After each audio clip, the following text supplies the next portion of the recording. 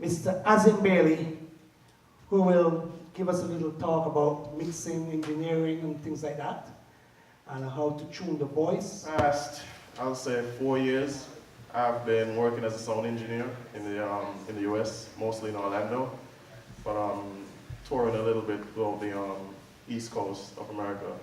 So I went to school, studied show production, which entailed audio, video, and lighting, and I just decided I liked audio most, so I kind of stuck in that groove. But to name some of the bands I've worked with the Jacob Jeffries Band, Nonpoint. I've also done stage management for like Mary J. Blige, and I've worked stagehand for like U2 and Muse. Now, feedback is something that's a problem here locally a lot, and I think it's because a lot of us don't actually understand what it is. Now, feedback in a nutshell is where you have a speaker and a mic, and some frequency is actually basically equal level at the mic and at the monitor or the speaker. All you have to do to get rid of feedback is to find that actual frequency and take it out of your mix. We all have to understand that everything starts at the mic. And if you don't understand your mic, then you pretty much, you're out of it from the get-go. The other thing you have to make sure you know about your mics is the polar patterns and what actual pattern is mic picking up.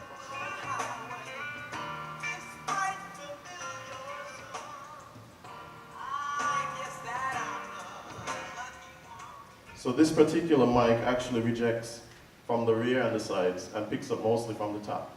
Why is this important? It's important, one, when you're placing your monitors on stage.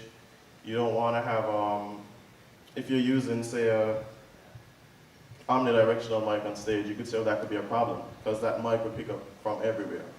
Your cardioid mics, you also want to know where you want to place your wedges, whether you want to place it right in front of the mic or you want to place it off to the side. So you have to know what type of pattern your mic is actually picking up on. Advice to young adults, what I would say is stick with it and never stop learning. Like, you never stop learning. Every time you turn on your equipment, learn something new. Every time you go on your computer, there's Google right now. Everybody has the internet. Like, look stuff up, speak to other engineers. And if you're gonna do this as a career, then you should actually make the step and do it. Like, not do it as a hobby. Like, when I started, I was a teacher for 3 years, and that wasn't making me happy.